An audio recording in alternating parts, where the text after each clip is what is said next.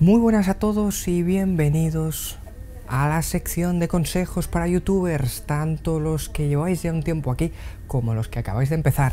Estoy en YouTube Space y os tengo que decir que una de las cosas más importantes que he aprendido aquí es que lo primero, lo más importante, lo esencial en el vídeo, que es la luz. Evidentemente esto que vosotros estáis viendo aquí es luz.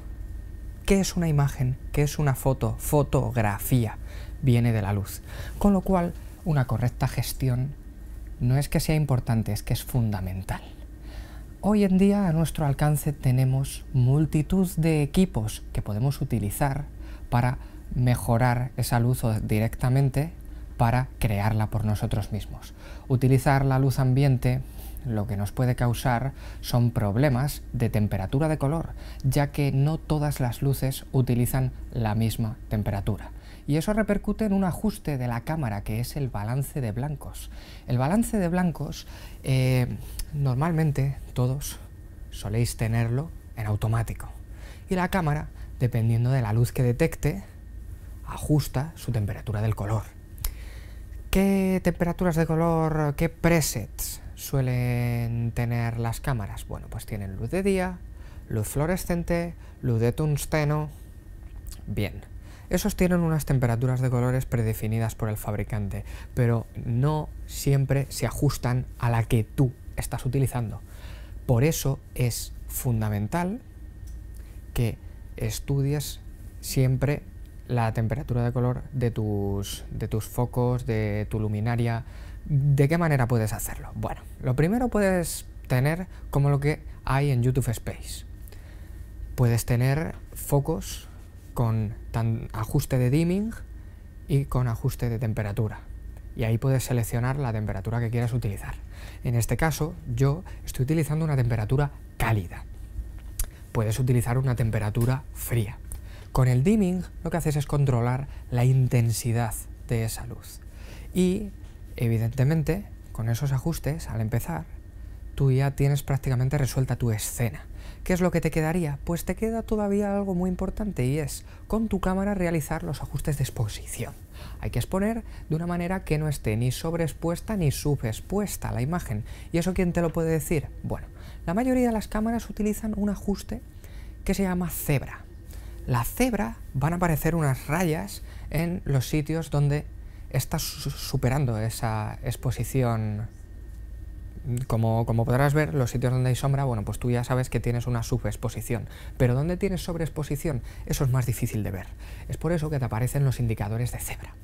Cuando te aparece un indicador de cebra, pues tú puedes, si la tienes al 75% o al 80%, puedes mantenerla, porque te está creando altas luces.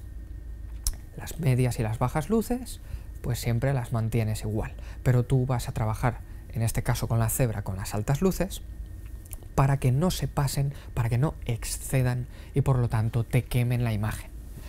Una vez que tenemos esto hecho, eso que se consigue con la apertura focal, con la ganancia o ISO y con la velocidad de obturación, que no debéis tocar mucho la velocidad de obturación, debido a que siempre debería de estar al doble de los fotogramas a los que grabáis.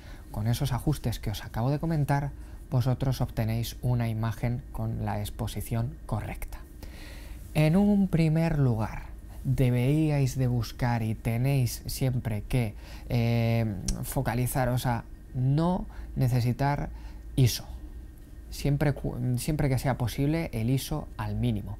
El mínimo yo ahora mismo con la Canon que estoy utilizando, el ISO recomendado es de 640. Bueno, pues con ese ISO, que no es el mínimo, con ese ISO yo consigo unos resultados óptimos, que no conseguiría si lo pusiese justo al mínimo, a 100 y pico. Bien, evidentemente eso se sabe, aparece en foros o aparece en las mismas instrucciones de vuestra videocámara o de vuestra cámara de fotos. Sabiendo eso, debéis siempre intentar que con ese ISO la exposición sea correcta. ¿Qué otro ajuste pensáis que os queda? Bueno, pues os queda la apertura del diafragma. La apertura del diafragma, las paletas que van haciendo que se abra y que se cierre el diafragma, ese agujerito que hace que entre más o menos luz en el sensor, pues evidentemente lo que hace es lo que acabo de comentaros. Si vosotros abrís el diafragma, entra más luz al sensor, con lo cual en una situación en la que tenéis poca luz, cuanto más abráis, más entra luz. En este caso, yo que tengo un foco de luz dura apuntando hacia mí y aquí tengo un contraluz de una lámpara, no sería correcto abrir mucho el iris, debido a que si yo lo abriese en exceso, quemaría la imagen. Con lo cual, debéis de ajustarlo, y eso ¿quién os lo va a indicar? Los indicadores de cebra. Una vez que tenéis ya hecho ese ajuste, os queda el enfoque. Bueno, deberíais haber enfocado manualmente antes y controlar la profundidad de campo con la que estáis operando. Una profundidad de campo muy grande o una profundidad de campo muy pequeña. Bueno, el desenfoque del fondo está muy bien, ¿vale? Pero tenéis que tener en cuenta que si tenéis una profundidad de campo muy pequeña, lo que puede ocurrir es que vosotros os echéis hacia adelante, os inclinéis para hablar, o estéis hablando o mováis de cualquier manera, y lo que ocurra es que de repente vuestra mano o el sujeto entero se desenfoque.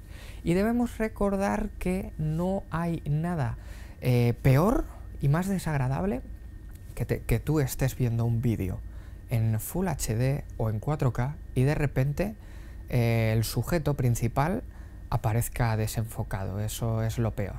Con lo cual, siempre debéis de controlar un poquito, dependiendo de la exposición que habéis trabajado, controlar cuál es vuestra profundidad de campo e intentar que esa distancia sea lo máximo posible, siempre y cuando consigáis ese desenfoque de fondo que vosotros queréis. Tampoco digáis renuncio al fondo transparente porque sí, porque es que tampoco quiero arriesgarme. Hay que buscar ese equilibrio, ese punto exacto en el que sigues teniendo desenfoque en el fondo, pero tú tienes libertad de movimiento. Porque evidentemente, pues yo no sé vosotros, en vuestros canales, en los que tengáis canales, si os movéis mucho, pero a mí normalmente me gusta moverme mucho. Cuando estoy sentado, pues bueno, gesticulo, pero sobre todo si estoy haciendo algo de pie, me gusta mucho moverme. Así que con esto de hoy lo que quiero deciros es que la luz es lo más importante. Si no tenéis focos que se pueda regular la temperatura del color, tenéis una herramienta muy útil, que son las gelatinas. Las gelatinas son plásticos transparentes con diferentes colores. Cuando tú pones una gelatina en un foco, lo que haces es cambiar esa temperatura de color. ¿Que tienes focos con diferentes temperaturas de color? ¡Pum! Plantas una gelatina. Y